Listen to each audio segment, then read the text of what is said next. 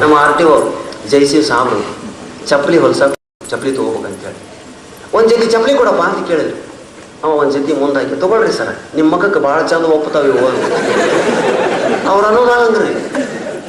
ಇವ್ರಂದ್ರು ಒಂದು ಚಪ್ಪಲಿ ಮಕ್ಕಕ್ಕೆ ಹೋಲಿಸ್ಬಿಟ್ಟ, ಇದು ಬೇಡ ಇನ್ನೊಂದು ಜೊತೆ ತೆಗಿ ಅಂತ ಮತ್ತೊಂದು ಜೊತೆ ತೆಗೆದ. ಪ್ಲೇಟ್ ಚೇಂಜ್ ಮಾಡಿದ್ವಿ, ಹೆಂಗದಾವ ಅಂತ ಕೇಳಿದ್ರೆ ಇವು ತಾಳಿಕೆ ಬರ್ತಾವ, ಡ್ಯೂರಾಬಿಲಿಟಿ ಐತೆ, ಇದಕ್ಕೆ ಬಾಳಿಕೆ ಬರ್ತಾವ. ಏನ್ರಿ ಸರ ಹಲ್ಲಾಗಿಟ್ಟು ಜಗ್ರಿ ಆದ್ರೂ ಕಿತ್ತಂಗಲ್ಲ ಅಂದ್ರ. ಅಯ್ಯೋ ರಾಮ, ಇದು ಅಂತದ ಅಂದ್ರು. ಇದು ಅಂತದ ಹೊಲಿಸಿಲ್ಲ, ಮತ್ತೆ ಬೇರೆ ಇನ್ನೊಂದು ಟೈಪ್ ಕೇಳ, ಮತ್ತೊಂದು ಜೊತೆ ತೆಗಿ ಅಂದ್ರೆ ಮತ್ತೊಂದು ಜೊತೆ ತೆಗೆದ. ಇವು ಹೆಂಗೆ ರೇಟ್ ಏನಿವು, ಮತ್ತೆ ಪ್ಲೇಟ್ ಚೇಂಜ್ ಮಾಡಿದ್ರು. ಸರ್ 250 ರೂಪಾಯಿ ಕೊಡೋದು. ತಕ್ಷಣ ಅವ ಅಂದ, ಸರ್ ಕಾಸ್ಟ್ಲಿ ಆಯಿತು ಅಂತ ಹೇಳಿದ್ರಿ ಇವರು. ಸಾರ್ ಇಲ್ಲಿ ಬಂದು ಕೂತ್ಕೊಂಡು ಇಂಥ ಒಂದು ಜೊತೆ ನೀವು ಹೊಲ್ದು ಕೊಡ್ರಿ, ನೀವು 300 ರೂಪಾಯಿ ಕೊಡ್ತೀನಿ ನಾನು. ಓಸು ಅಂತಾವೆ. ಯಾಕೆ? ಅವನ ಭಾಷೆ ಅದೇ, ಅವನನ್ನು ಹಾಗೇ ಆಸ್ವಾದಿಸ್ಬೇಕು. ನಮ್ಮ ಮನೆಯಲ್ಲಿ ಹನುಮವ್ವ ಅಂತ ಮುಸುರಿ ಕೈಕಿದ್ರು. ಮುಸುರೆ ಕಸ ಎಲ್ಲ ಬಟ್ಟೆ ಗಿಟ್ಟೆ ಮಾಡ್ತಾ ಇದ್ರು. 35 ವರ್ಷ ನಮ್ಮ ಮನೇಲಿ ಕೆಲಸ ಮಾಡಿಲ್ಲ. ನಮ್ಮನ್ನೆಲ್ಲ ಎತ್ತಿ ಆಡಿಸಿದಂಥ ಹೆಣ್ಮಗಳು. ಆಕೆ ತನ್ನ 42ನೇ ವಯಸ್ಸಿಗೆ ಹುಚ್ಚಾಸ್ಪತ್ರೆಯಲ್ಲಿ ನರ್ಸ್ ಕೆಲಸಕ್ಕೆ ಸಿಕ್ತಾಕಿ. ಏಜ್ ಆದಂಥವ್ರು ಬೇಕಾಗಿತ್ತು ಅಲ್ಲಿಗೆ. ಹುಚ್ಚಾಸ್ಪತ್ರೆಯಲ್ಲಿ ನರ್ಸ್ ಕೆಲಸ. ತಕ್ಷಣ ಬಂದು, ಪ್ರಾಣೇಶಪ್ಪ ನಂಗೆ ಹುಚ್ಚಾಸ್ಪತ್ರೆ ನರ್ಸ್ ಕೆಲಸ ಸಿಕ್ಕೈತೆ, 2,000 ರೂಪಾಯಿ ಸಂಬಳ, ನಾವು ಹೋಗ್ತೇನೆ. ನಮಗೆಲ್ಲ ಭಾಳ ಸಂತೋಷ ಆಯ್ತು. ನಮ್ಮ ಮನೇಲಿ 35 ವರ್ಷ ಕೆಲಸ ಮಾಡಿದಲ್ಲಮ್ಮ, ಅದ್ರ ಫಲ ಇದು. ನಾವು ಹೇಳಿದ್ ನೋಡ್ರಿ, ರೈಟ್ ಹೋಗು ಅಂತ ಹೇಳಾಕಿ ಬೀಳ್ಕೊಡೋ ಸಮಾರಂಭವನ್ನು ಏರ್ಪಡಿಸಿದ್ವಿ ನಾವು.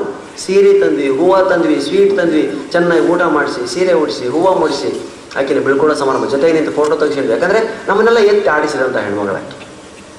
ಎಲ್ಲ ಸರಿ ಹೋಯ್ತು, ಇನ್ನೇನು ಆಕೆ ಹೊರಡಬೇಕು ಅನ್ನೋದ್ರೊಳಗಡೆ ನಾನು ಸ್ವಲ್ಪ ಭಾಷಣಕಾರ ಅಂತ ತಲೆಯಲ್ಲಿ ತುಂಬಿತ್ತಲ್ಲ ನಾನು. ಆಕೆನ ಮಾತಾಡಿಸಿ ಏನಂದೆ, ಹನುಮವ್ವ ನಮ್ಮ ಮನೆ ಕಸ ಮುಸುರಿ ಮಾಡ್ಕೊಂಡಿದ್ದಕ್ಕಿ ಒಮ್ಮಿಂದ ಮೇಲೆ ಹುಚ್ಚಾಸ್ಪತ್ರೆ ನರ್ಸ್ ಆಗಾಕ ಹೊಂಟಿದಿ. ಹುಚ್ಚಾಸ್ಪತ್ರೆ ಕೆಲಸ ಮಾಡಾಕ ನಿನಗೇನು ಅನುಭವ ಐತೆ ಅಂತ ಕೇಳಿದೆ. ತಕ್ಷಣ ಕೇಳಿದ್ರು, ಎಂತ ಮಾತಾಡ್ತಿ ಪ್ರಾಣೇಶಪ್ಪ, ನಿಮ್ಮ ಮನೆ 35 ವರ್ಷ ಇಲ್ಲ ನಾನು ಇಷ್ಟೇ. ನನಗೆ ಹುಚ್ಚಾಸ್ಪತ್ರೆ ಕೆಲಸ ಮಾಡೋದಕ್ಕೆ ಅನುಭವ ಬೇಕಿಲ್ಲ. ನಿಮ್ಮ ಮನೆ 35 ವರ್ಷದಿಂದ ನಾನು. ಇದರ ಅರ್ಥ ನಿಮ್ಮ ಮನೆ ಬೇರೆ ಅಲ್ಲ, ಹುಚ್ಚಾಸ್ಪತ್ರೆ ಬೇರೆ ಅಲ್ಲ. ಎಂತ ಮಾಡ್ರಿ. ಅದಕ್ಕೆ ಮಾತಾಡುವಾಗ ಬಹಳ ಹುಷಾರಿಂದಿರ್ಬೇಕು. ಇನ್ನು ಕೆಲವು ಕಡೆ ಒಂದು ಹಳ್ಳಿ ಕಾರ್ಯಕ್ರಮಕ್ಕೆ ಹೋಗಿದ್ದೆ. ಎಲ್ಲ ಕಾರ್ಯಕ್ರಮ ಆಯಿತು, ಸನ್ಮಾನ ಗಿನ್ಮಾನ ಎಲ್ಲ ಮುಗೀತು. ಕೆಳಗಡೆ ನೋಡ್ತೀನಿ, ಪಟ್ಟಿ ಡ್ರಾಯರು ಬರೀನ ಮೇಲೆ ಒಬ್ಬ ಬಂದು ನಾನು ಅಪ್ಪಿಕೊಂಡ್ಬಿಟ್ಟ. ಪ್ರಾಣೇಶ್ ಅಲ್ಲ ನೀನು ಅಂದ. ಇವು ಯಾರಪ್ಪ ನಾನು ನೋಡಿದೆ, ಇಂಥ ವೇಷದಲ್ಲಿ ನಾನಿದ್ದೀನಿ. ಅವ ಪಟ್ಟಿ ಡ್ರಾಯರು ಬರೀನ ಮೇಲೆ ನೋಡ್ತೀನಿ. ನನ್ನ ಬಾಲ್ಯ ಗೆಳೆಯ ಗುರುಮೂರ್ತಿ ಅಂತ ಅವನ ಹೆಸರು. ಗುರುವ ಅಂತೀನಿ. ಗುರು ಹೌದಲ್ಲ ಅಂದೆ. ಹೌದು ಮಾರಾಯ, ಗುರುತು ಹಿಡಿದಲ್ಲಪ್ಪ, ಭಾಳ ಸಂತೋಷ. ನನಗೆ ಏನು ಮಾತಾಡ್ತೀವೋ ಮಾರಾಯ, ಕಟ್ಟಿಗೆ ಬಾಯಿ ಆಗಿದ್ರೆ ಒಡೆದು ಹೋಗ್ಬೇಕು ನೀನು. ಇವ ಹಿಂಗೆ ಬಿಟ್ರೆ ಏನೇನೋ ಮಾತಾಡ್ತಾನೆ ಅಂತ ಹೇಳಿ, ಗುರುವ ಆರಾಮದಿ ಏನೋ ಅಂದೆ. ಆರಾಮದೀನಿ. ಮತ್ತೊಂದು ನಾನೇ ಮಾತಾಡ್ತೇನೆ, ಮದುವೆ ಆದಲ್ಲೇ ಗುರುವ ನಿಂದು. ಆತಲ್ಲೋ ಮಾರಾಯ, ನೀ ಇದ್ದಾಗ ಆತಲ್ಲ ಅಂತ ಮರ್ತು ಬಿಟ್ಟಿದ್ದು ನಾನು. ಅವ ಅಕ್ಕನ ಮಗಳನ್ನ ಮಾಡ್ಕೊಂಡಿದ್ದ. ನೀ ಇದ್ದಾಗ ಇನ್ನು ನೆಕ್ಸ್ಟ್ ಪ್ರಶ್ನೆ ಏನು ಕೇಳ್ಬೇಕ್ರಿ, ಮಕ್ಕಳು ಎಸದವ ಅಂತ ಕೇಳ್ಬೇಕು. ಗುರುವ ಮಕ್ಕಳು ಎಸದವ ನಿನಗೆ, ನೀ ಇದ್ದಾಗ ಒಂದಿತ್ತಲ್ಲ ಅದ ಒಂದ, ನೀ ಹೋಗಿನ ಮತ್ತೆ ಮಕ್ಕಳಾಗಿಲ್ಲ.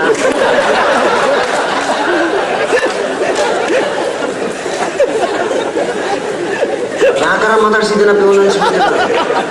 ಎಂತ ಉತ್ತರ ಅದು, ನೀ ಇದ್ದಾಗ ಒಂದಿತ್ತಲ್ಲ ಅದ ಒಂದ, ನೀ ಹೋಗಿನ ಮಕ್ಕಳಾಗಿಲ್ಲ ಅಂದ್ರೆ ಎಲ್ಲಿ ಬಂತು ಈ ಮಾತಿನ. ಎಷ್ಟು ಸ್ವಾರಸ್ಯಕರವಾಗಿ ಮಾತಾಡ್ತಾರೆ ಹಳ್ಳಿ ಜನ.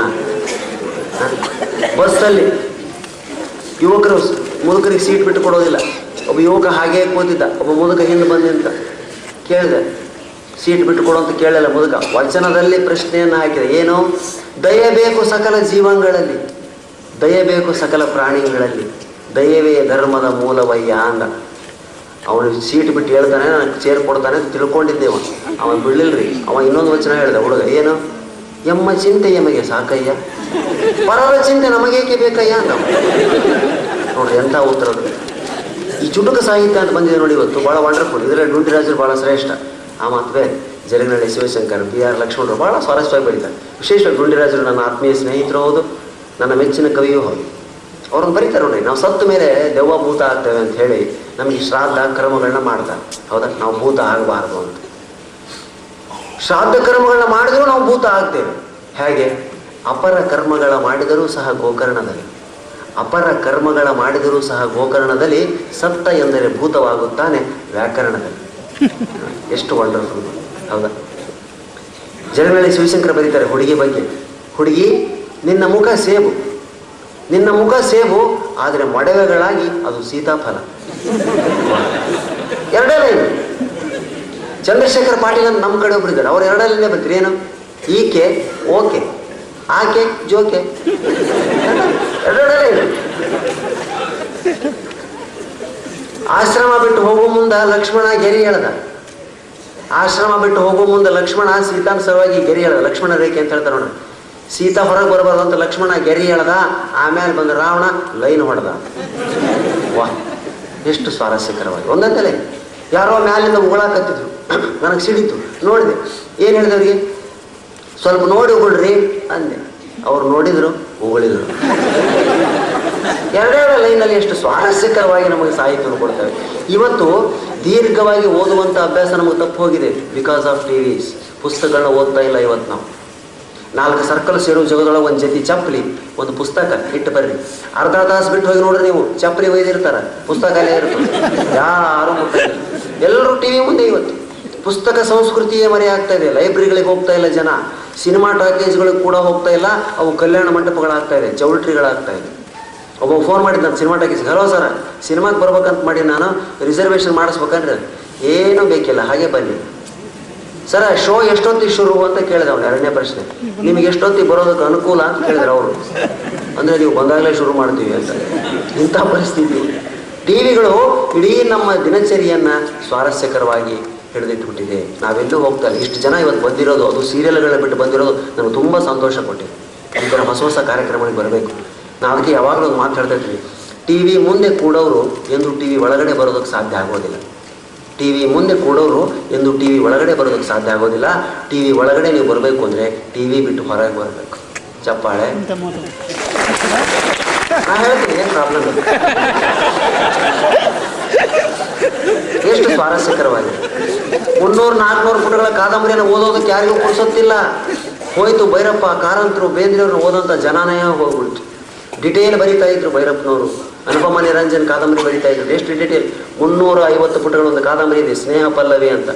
ಸರಳ ನಟರಾಜ್ ಅಂತಕ್ಕಂಥ ಇಬ್ಬರು ಲವ್ ಮ್ಯಾರೇಜ್ ಮಾಡಿಕೊಂಡು ಮಕ್ಕಳನ್ನ ಹಡೆದು ಸುಖವಾಗಿರ್ತಾರೆ. ಇಷ್ಟೇ ಸ್ಟೋರಿ. ಇದನ್ನು 350 ಪುಟ ಬರಲ್ಲ. ಎಷ್ಟು ವರ್ಣನೆ. ಮನೆಯಲ್ಲಿ ನಟರಾಜ್ ಹೇಗೆ ಬಂದ, ಹೇಗೆ ಅವಳು ಓರೆಗಳಿಂದ ನೋಡಿದ, ಕಾಫಿ ಕಪ್ಪದ ಹೇಗೆ ಟಕ್ಕಂದಿಟ್ಟ, ಅವನು ಸರಕ್ಕನೆ ಹೇಗೆ ಎತ್ತಿಕೊಂಡ, ಸುರ್ರೆಂದು ಹೇಗೆ ಕುಡ್ದ. ಎಷ್ಟು ಡಿಟೇಲ್. ಕಣ್ಣಿಗೆ ಚಿತ್ರ ಕಟ್ಟಬೇಕು. ಇವತ್ತಷ್ಟೆಲ್ಲ ಪುರುಸೊತ್ತಿಲ್ಲ. ಅದಕ್ಕೆ ಡುಂಡಿರಾಜರು ಬಂದಿದ್ದಾರೆ. ಅವ್ರು ಬರೀತಾರೆ, ಅವಳು ರಸ್ತೆಯಲ್ಲಿ ಸಿಕ್ಕಳು, ನನ್ನ ನೋಡಿ ನಕ್ಕಳು, ನಮಗೀಗ 2 ಮಕ್ಕಳು. Close topic. 350 ಪುಟಗಳ ಸಾಹಿತ್ಯವನ್ನ ನಾವು 2 ಲೈನ್ ಇಳಿಸ್ತಾ ಇದ್ದೀವಿ. ಮಹಾಭಾರತವನ್ನು ಅಗ್ನಿ ಸಲೀಸ್. ಏನು ಆಗುತ್ತಲೇ ಇರಲಿಲ್ಲ ದ್ರೌಪದಿಗೆ ವಸ್ತ್ರಾಪಹಾರ. ಕೌರವರು ಮಾಡಿದ್ದೇನದು ಅಲ್ಲ. ಆಗುತ್ತಲೇ ಇರಲಿಲ್ಲ ದ್ರೌಪದಿಗೆ ವಸ್ತ್ರಾಪಹಾರ. ಅವಳು ಈಗಿನವರಿಂದ ಧರಿಸಿದ್ದರೆ ಚೂಡಿದಾರ. ಮುಗಿದೋದು, ಮಹಾಭಾರತ ಮುಗಿದೋದು. ಎಷ್ಟು ವಂಡರ್ಫುಲ್ ಆಗಿದೆ ಇವತ್ತು ಸಾಹಿತ್ಯ. ಆದರೂ ಓದೋದಕ್ಕೆ ನಾವು ಸಿದ್ಧರಿಲ್ಲ. ನನಗೊಂದು ಚಿಂತೆ ಆಗಿದೆ. ನಾವು 2 ಪುಸ್ತಕಗಳು ತಂದಿದ್ದೀನಿ, ಚುಟುಕ ಸಂಗಮ ಮತ್ತು ನಗಿಸುವ ನೋವುಗಳು ಅಂತ. ನಾವು ಊರೂರಿಗೆ ಅಡ್ಡಾಡ್ತಾ ನಮಗೆ ಎಂತೆಂಥ ಅನುಭವಗಳಾಗ್ತಿರೋದನ್ನು ಒಂದು ಪುಸ್ತಕದಲ್ಲಿ ಬರೆದಿದ್ದೇನೆ. ಹೋಗುವಾಗ ಹೇಳ್ತೇನೆ, ಈ ಪುಸ್ತಕದಲ್ಲಿ ನಗಿಸುವ ನೋವುಗಳ ಅನುಭವಗಳು ಮನುಷ್ಯನ ಬಹಳ ಮೇಲಕ್ಕೆ ಹೋಯ್ತಾರೆ. ಬಸ್ಸಲ್ಲಿ ಮಾತುಗಳನ್ನ ಕೇಳಬೇಕು ನೀವು.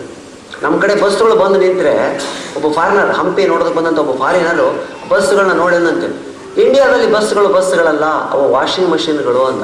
ಯಾಕೆ? ಬಸ್ ಬಂದು ನಿಂತ ತಕ್ಷಣ ನಮ್ಮ ಜನ ಏನು ಹಾಕ್ತಾರೆ?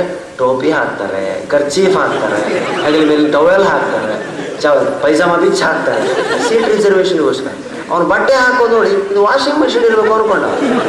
ಎಷ್ಟು ದೊಡ್ಡದಂತ ವಾಷಿಂಗ್ ಮಷಿನ್ ಇದೆ, ಮುನ್ಸಿಪಾಲ್ಟಿ ಕಡೆಯಿಂದ ಇದೆಯೋ ಏನೋ.